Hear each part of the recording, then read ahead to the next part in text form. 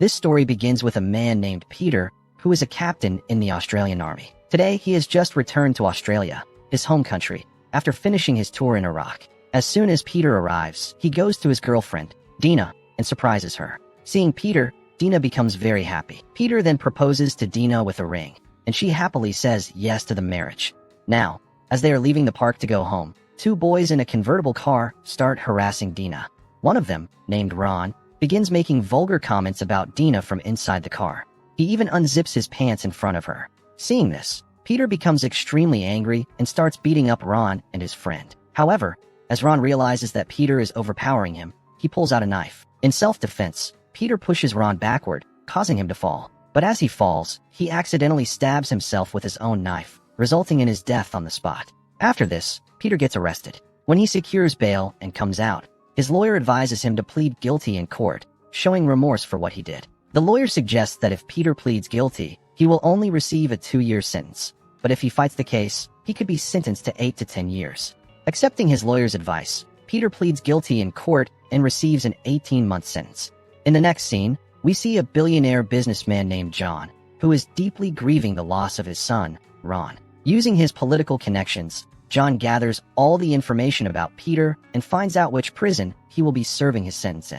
John then visits that prison and meets with the warden. He offers the warden a suitcase full of money and tells him to make Peter's life a living hell inside the prison. He also promises to pay the warden and his guards a large sum of money every month for this task. The warden agrees. Now, Peter is brought to the prison. There, a guard named Luca introduces the new inmates to the prison rules and orders them to strip.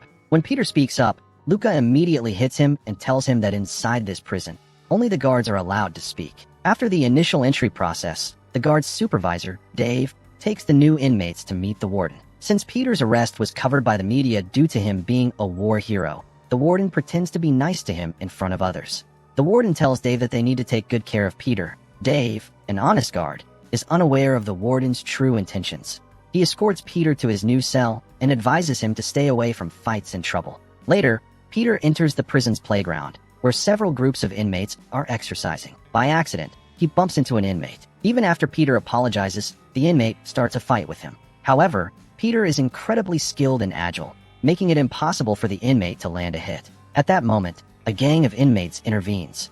The leader of this gang is Franco. After witnessing Peter's fighting skills, Franco is impressed and offers Peter his support. Seeing Franco and his gang, the other inmate backs off. Soon after, Supervisor Dave arrives and puts an end to the fight. Peter thanks Franco for his help. To avoid the prison's chaos and violence, Peter starts spending time in the library. There, he meets an old inmate named David, who teaches him how to organize books properly. On his way back to his cell, Peter is once again harassed by gang members. He controls his anger and ignores them, but the gang members continue to provoke him. One day, while Peter is quietly reading a book in his cell, guard Luca enters with 2 other guards, Short and Danny. The warden has assigned them to harass Peter. They snatch his book and trash his entire cell. While searching the cell, Luca finds a photo of Dina.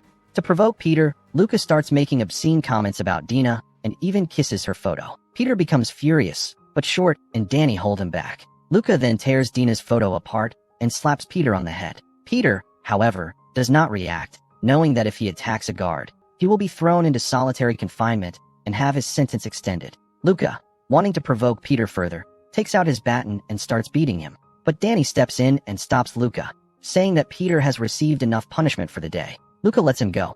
The next day, while Peter is taking a shower, a tall, muscular inmate, who is a convicted rapist, approaches him with predatory intentions. Peter, in a fit of rage, punches the inmate in the neck and chest, making him fall to the ground. However, since Peter got involved in a fight, Luca arrives and starts beating him. He then drags Peter to the warden's office. Peter tries to explain that he was being harassed by the inmate, but the warden dismisses his complaint, saying that such things are normal in prison. When Peter starts arguing with the warden, Luca and Short begin beating him up. Once again, Danny steps in to stop them, warning them that if they kill Peter now, they won't be able to continue torturing him for the money they are receiving. In the next scene, Peter is seen having lunch with David. By now, they have become good friends. While eating in the canteen, Peter notices the inmate he fought with on his first day. That inmate signals to Peter that he plans to kill him, but Peter ignores him. After lunch, Peter and David head straight to the library. While organizing books, David shares his story with Peter, He reveals that he has been imprisoned for 15 years because he and his brother had robbed a truck filled with cash.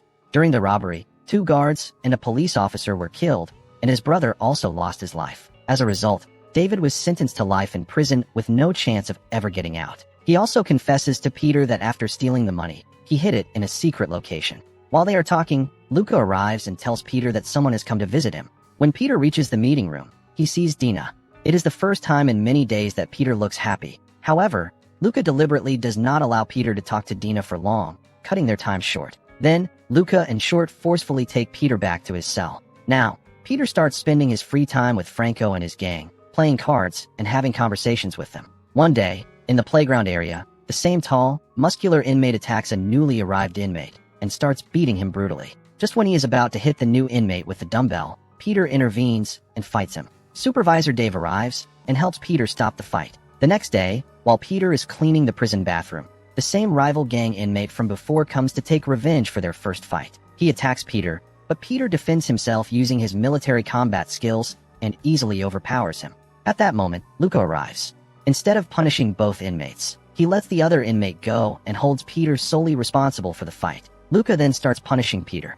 While Luca is beating him, the warden also arrives and physically assaults Peter in a brutal manner.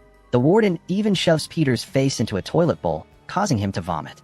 The next day, the 3 guards, Short, Danny, and Luca, are sitting in the break room. All 3 of them are being paid by the warden to torture Peter. However, Short says that he can no longer bear to see Peter being tormented daily, and he does not want to be a part of it anymore. He warns that if they continue to do this without reason, an inquiry could be launched against them. When Luca tries to convince him otherwise, Short threatens that if they force him to continue, he will report all of them to the senior authorities.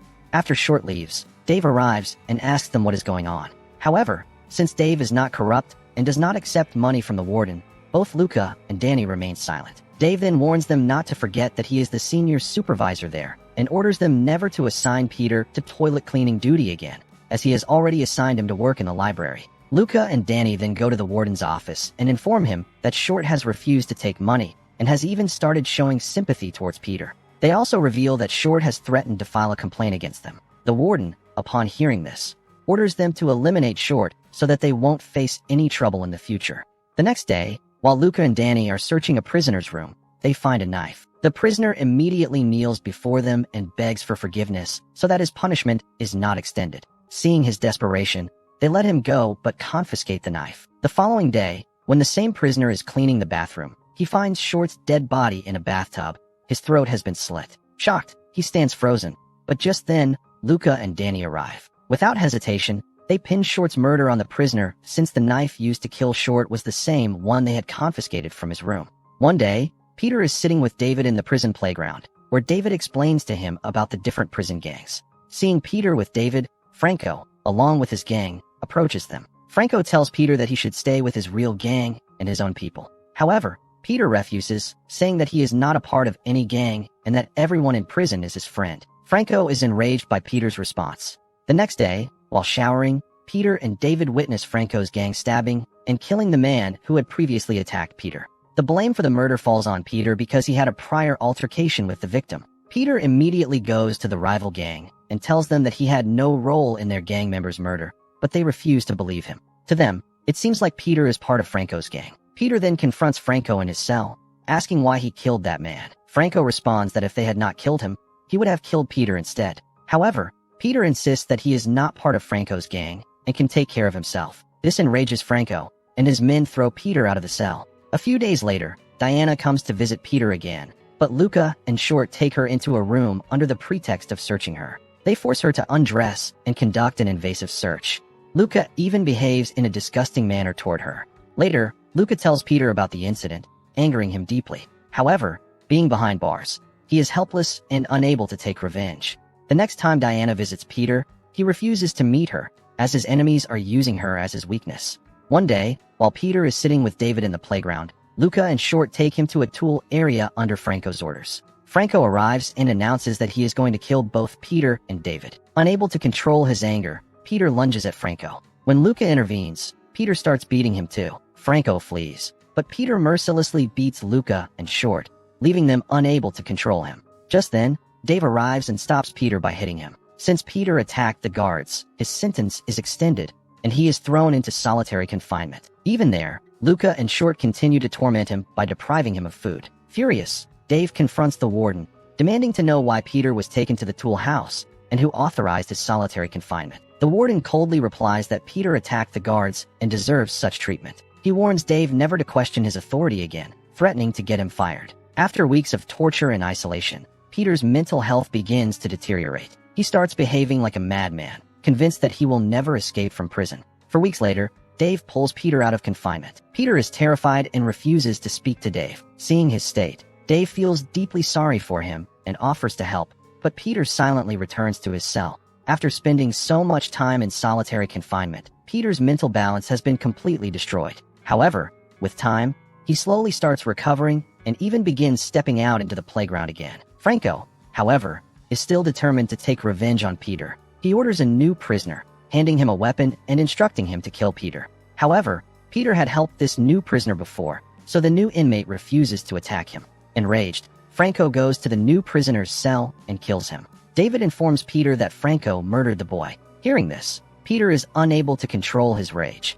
The next day, he confronts Franco, calling him a coward. He also taunts Franco's gang, questioning how they could follow a leader who doesn't even fight his own battles. Seeing Peter's boldness, the rival gang sides with him and challenges Franco to a fight. Franco, who is overconfident in his large gang, sends his biggest and strongest member to fight Peter. However, Peter defeats and knocks him unconscious in front of everyone. Franco's gang is shaken, but Peter challenges Franco to a one-on-one fight. The warden, watching from his window, orders Luca and Short not to intervene, hoping Peter will kill someone in his rage and never be able to leave prison.